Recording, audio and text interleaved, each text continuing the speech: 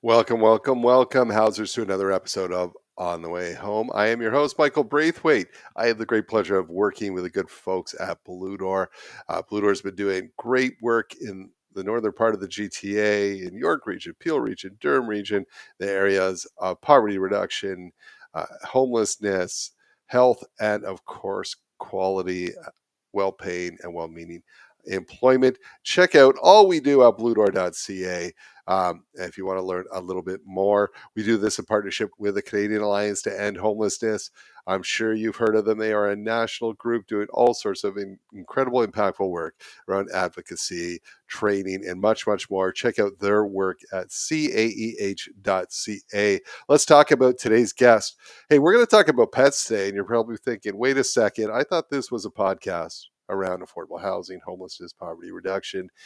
And it is. But quite often, as we know, people experiencing homelessness, they might have pets, and finding housing for those individuals, whether it be emergency housing or shelters, whether it be temporary housing, long-term housing, is very, very difficult when people have pets. People see pets as family, and they're not willing to just walk away from their pet, nor should they, to find housing. And so you have that tension point in between. And how do you deal with that? So today we have a guest. We have Ashley Travis. She's from the PEI Humane Society. We talk a little bit about what that looks like in the province of PEI. With a population of under 200,000, they are serving that entire province. And they have seen over the past few years, we talk about how they've seen the need for their services skyrocket. And why is that? Well, a lot of that has to do with the cost of housing. And with people trying to go into housing and being refused it because of their pets, where they have to give up their pet. So they're housing all sorts of pets because of this. And they see that only growing as the rental, as more and more people have to step away from home ownership because of unaffordability, step into rental, and this becomes a challenge. Even more so in a province like PEI. In Ontario and many provinces, you have the RTA does not allow landlords to discriminate against pets or openly discriminate. They still can. And we talk about that a little bit. But in PEI, they are allowed to just say, if you have pets, we can't rent to you. And how do you work around that is a huge challenge.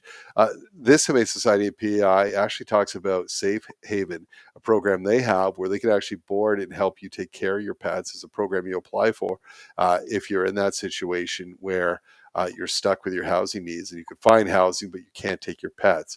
They bide some time to get you into that housing and work it through. It's an incredible program. And one of the reasons they've seen the number of pets they support skyrocket, as they're even looking to build a new building to try and meet that need. And I don't see that changing anytime soon. We talk about what's happening, why things have changed, what needs to change, the hopes for the future, their programming, and much, much more. It's an amazing conversation. I hope you enjoy it as much as I did. Let's go to that conversation now. Ashley, so excited to have you on the pod today. Thanks so much for taking the time to join us.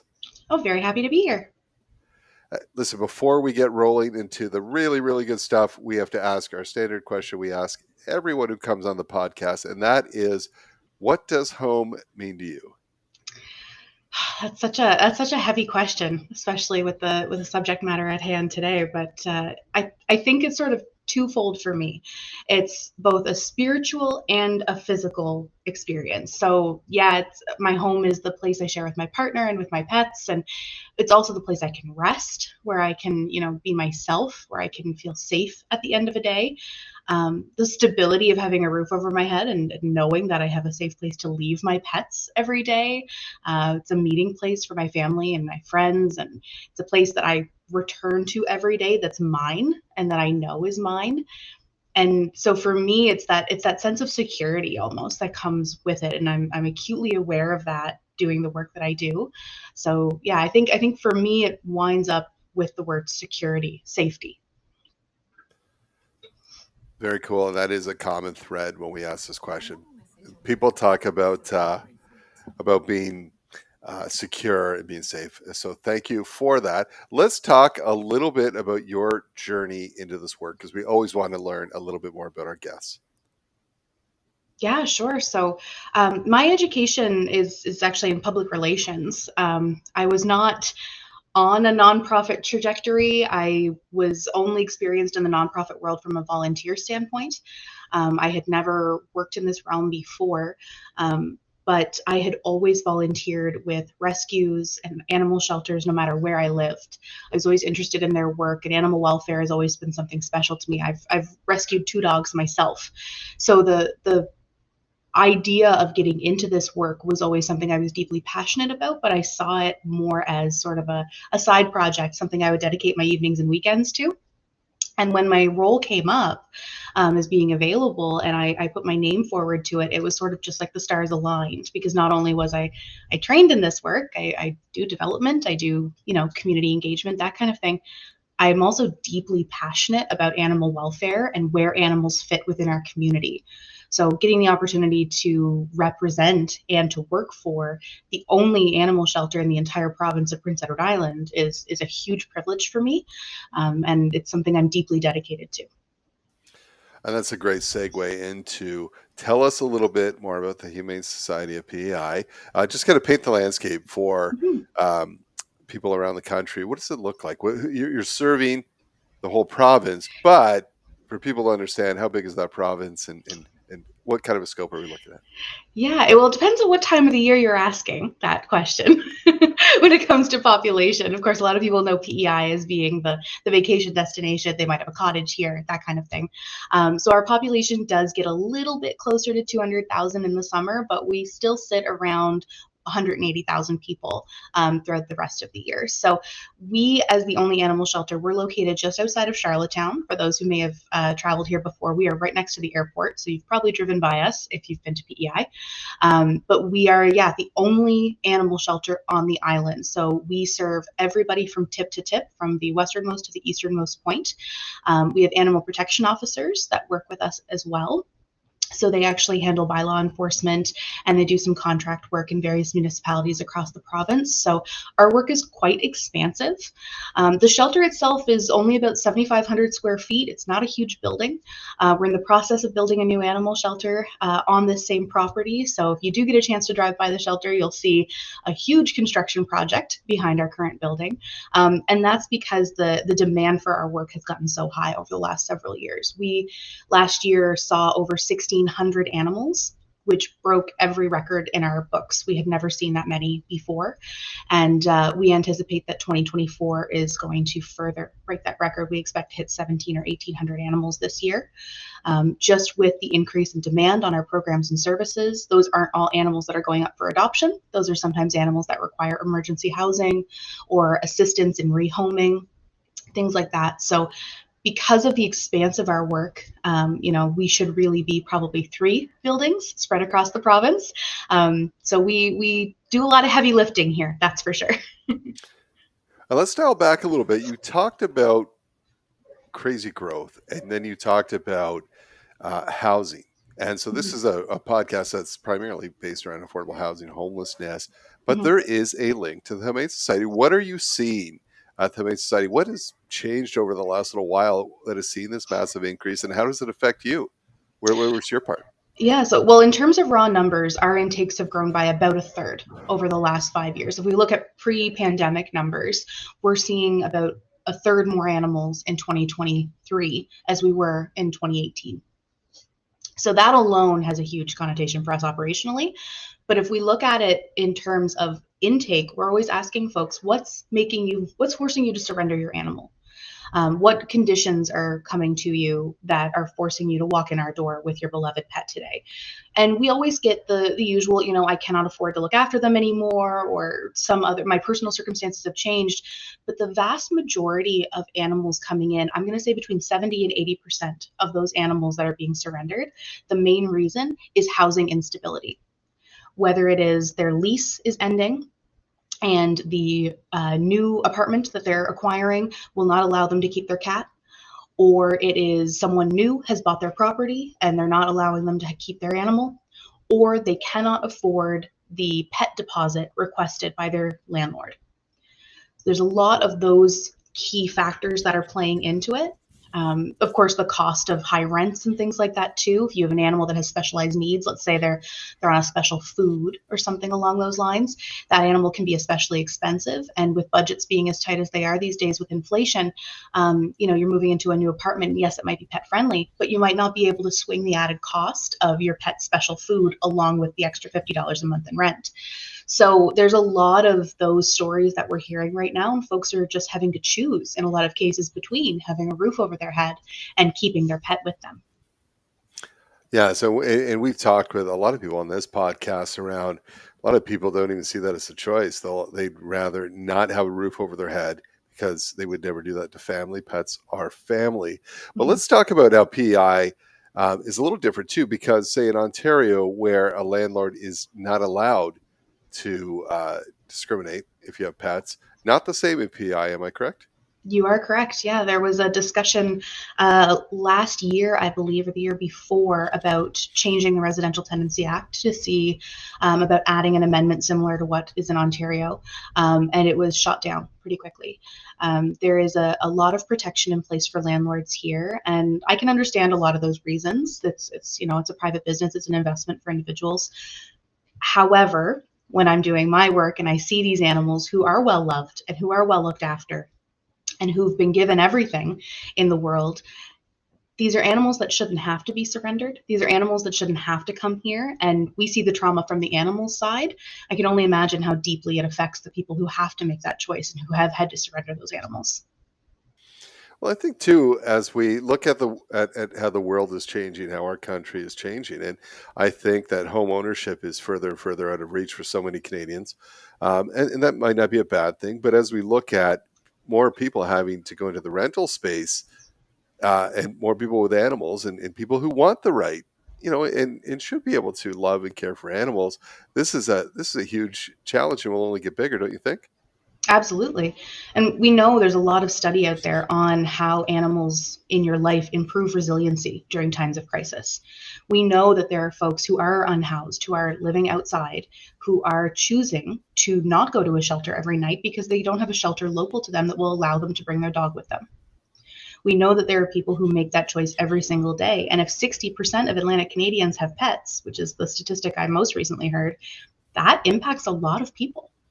And that is a huge, huge demographic in Atlantic Canada alone that are going to be impacted directly by the changes to residential tenancy agreements, to new landlord agreements, and these people are all living right at that line for the most part, like a lot of us. So it's, for a lot of folks, it is, one new landlord away, or you're one missed paycheck away from unfortunately having to make that choice. Well, I'll tell you a quick, funny personal story. We rent in the city of Toronto, and although you cannot discriminate, they still do. I mean, they just come up with a different reason not to rent you.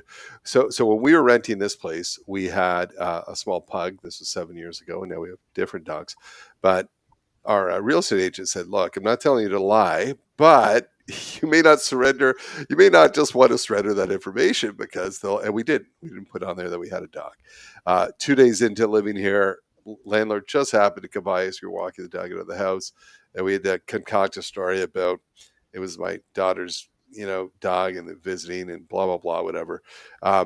And so yeah, you're forced to do that. We're now 7 years later, on the move again and looking for a rental space, and that pet piece, it's a lot of stress on people to say we're not, we're at a disadvantage in a sense here, just for the sake of being pet lovers and owners, Mm-hmm. if you're not a home owner. So I can, and listen, we're fortunate enough to be able to afford market rents. For people that are looking for, already are disadvantaged, I can't afford market rent, so that the number of places I can afford is already small. People competing for those, the Mm-hmm. numbers are really high. Plus, now I have a pet, so my chances of getting housed with that pet, I'm either going to have to surrender my pet, like they do to you, or live on the street, right? So, Mm-hmm. what has to change? What do we do? What are you doing in PEI? What is the Humane Society doing to help There's, well, support there's, this? there's a couple different resources that we suggest. So, number one, I always suggest, if there's a phone number available, call the landlord. and talk to them about your pet. I've heard a few stories on PEI where landlords will put out an ad saying, I have a room to rent, or I have an apartment to rent, or what have you. No pets, absolutely no pets. And they call and explain, I have an older pug, let's say, who is, kennel trained and doesn't bark. And I have references to show you that, that is the case, up to date on their vaccines, rabies free, neutered, whatever it is. And the landlord says, okay, well, for your animal, I'll make the exception. It's mostly, we find that landlords put it out on the ads, at least in PEI, that the unit is no pets, and when they're expecting a large dog, usually. So some of these landlords will make an exception for a small animal. They'll make an exception for a cat. They might be even willing to make an exception for a dog if you can provide references. So we talk about building a pet resume. And that means, going into your network, maybe you have a landlord currently who's aware of your animal and, can offer a reference for them as well as a reference for you to say, yep, I've had no issues with Fluffy throughout the 3 years this person has lived here, and I can attest that this animal is great. You might want to get your vet records on there and say, they are spayed and neutered, they have the following vaccines, they are microchipped, they are an indoor animal only, that kind of thing. And then the landlord may be willing to make an exception in that case. I think first and foremost, though, right from the hop, for folks who are in the situation where they're unhoused and they have an animal with them, local resources, local housing support resources need to be more amenable to allowing folks to keep their pets. Because we're not just seeing folks at that decision point come in and have to surrender an animal and then, end up unhoused themselves. We're also seeing folks who are unhoused who desperately want to keep their animal, but who are not able to even get into a shelter for the night because the shelter won't take the animal as well. So that's a whole different level of stress for both the animal and for the individual who owns them, right? So that needs to change first and foremost so that those supports are adequate for folks while they're in transition. Yeah, 100%. I mean, many people experiencing homelessness, the only family that is stuck by them the entire time is that pet, right? So this is a faithful companion, and often you'll see people experiencing homelessness will take better care of their pet than they do themselves because that is what they cherish. They love them, their family. They put them first, right? And to ask them then to give that up or be disloyal. And you're right. I mean, as a shelter provider, myself at Blue Door, we have to get better and come up with different options and work around. It really is just around optics. Usually, we're like, oh well, what if they bite someone? What if they?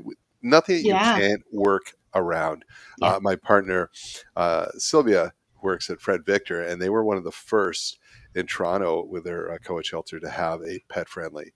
And it hasn't come without its challenges, but nothing they can't work through. And then since the whole city of Toronto has now changed to say you have to, because there's one more barrier. If you want it barrier free means barrier free. That means pet friendly, right? Yeah. And you're right. At that most vulnerable, that's the last thing you should be doing. Absolutely. It's such a traumatic experience anyway to be put in that situation, to add the further indignity and further trauma of having to part with, like you say, a member of your family.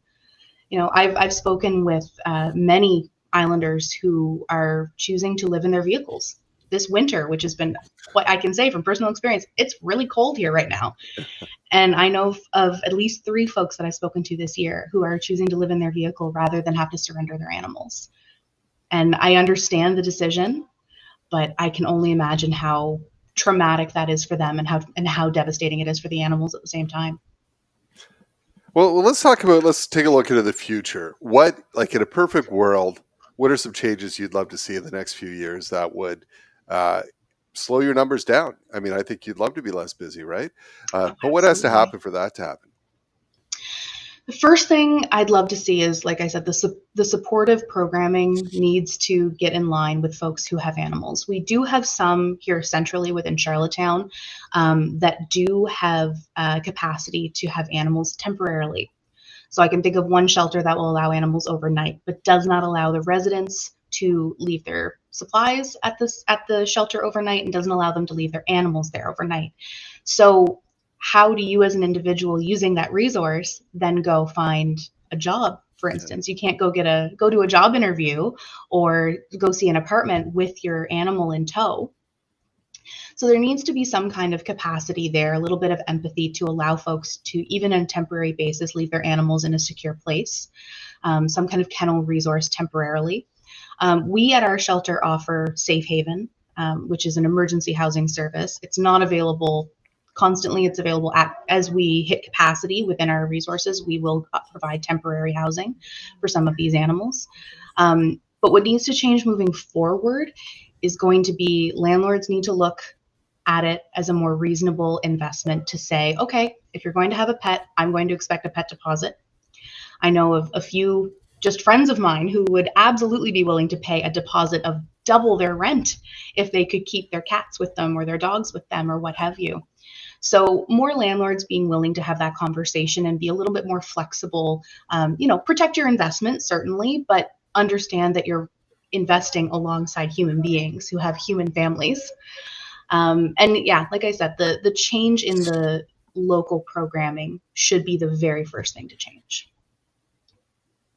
Absolutely. Now let's talk about the future for the Humane Society. Beautiful new building coming up. When can we expect that to be open?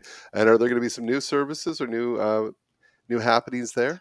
Yeah, so our new building we've paused construction for the next couple of months while we continue to fundraise to see it completed. But right now, if you drive down our road in Charlottetown right now, you'll see a huge blue building behind our shelter. So the walls are up, the roof is on, the slab is poured, we're pretty close. My hope is that by this time next year, I would be talking to you from that shelter. So we should be in place here within a year or so. In terms of the change in resources, it's really going to change the capacity for that Safe Haven program. We're going to keep this existing shelter, this building, which of course has kennels built into it. It has animal safe, drainage in certain rooms and that kind of thing. So this building is kind of ideally situated to provide more supportive housing for those animals. So we are unfortunately positioning ourselves to take on more of these unhoused critters because we know that the need is continuing to grow. But our hope is that we'll be able to provide a better capacity for the owners to actually come in and visit with the animals and actually spend time with the animals within their capacity, whether they're in a program or whether they are seeking housing outside of the capital area. We still want to be able to maintain that connection with your pet, even if the pet is not currently staying with you. So that's going to be a huge thing. Of course, the building is going to be about 17,000 square feet, so it's going to provide a lot more space for animals in general. So we'll also see a lot of programming changes. Like we'll have more of the community in. Our volunteer program is going to grow, and hopefully will become an even larger community resource as we continue to increase capacity. Very cool. And you mentioned something there. So if someone was to struggle with housing precarity, can they short term house their dog with you or cat until they can find something? Yes, so we offer a program right now called Safe Haven, and the program is offered by application. So folks do have to apply and have to somewhat be able to work with us and around our capacity. Because we spend a lot of our time quite full, it is a little bit challenging sometimes to find placement for these animals. But yes, we will provide interim emergency housing for these animals at no cost to the owner. And we'll make sure that the animals are looked after. They fall into our rotation here at the shelter. We offer the program completely confidentially as well. So if someone is fleeing domestic violence, perhaps, and that's the reason that they're unhoused, if somebody is perhaps in a program to help with addictions or mental health related matters, we'll sometimes bring the animal in, but we'll change their name. We don't photograph those animals. So they just fall into our routine here at the shelter, and we just let folks know, nope, that animal's not up for adoption. They're only here temporarily. So they just kind of become part of the family for a little while. And sometimes we have them for several months. Sometimes we have them for a couple of days. It just depends on the individual's needs. But we're very proud of that program. But it's seen a huge increase in demand since 2018. We've seen, I believe last year, the calculation was about a 300% growth in just demand for that program. So that's phone calls, emails, inquiries, you name it. And that program, Safe Haven, is one of the reasons we're full most of the time. That is such a cool program. Listen, thank you for all you do. This like you're doing some critical work. I think often when you say homelessness, Humane Society, people are like, well, of course, homeless pets, but we're talking about homelessness and how it affects both people and their animals. And you're Mm-hmm. doing life-saving work around that. If people want to support, help with the campaign to get this building built, they want to find out more about you, they want to learn from programs like Safe Haven, where do they go? You can head over to PEIHumaneSociety.com, or you can head over and follow us on Facebook at PEI Humane Society. We would love to have you, and you can learn all about our programs and services there. Perfect. I've had to mute my mic a few times because my own dog, Jojo, is barking, and he's not podcast friendly. The two dogs that we have, a giant one and a little one. Listen, I'm from one dog owner to another pet owner, and thank you for all you're doing. Thank you for taking the time out of your busy schedule and joining us today. It's an absolute pleasure to be here. Thank you for having me.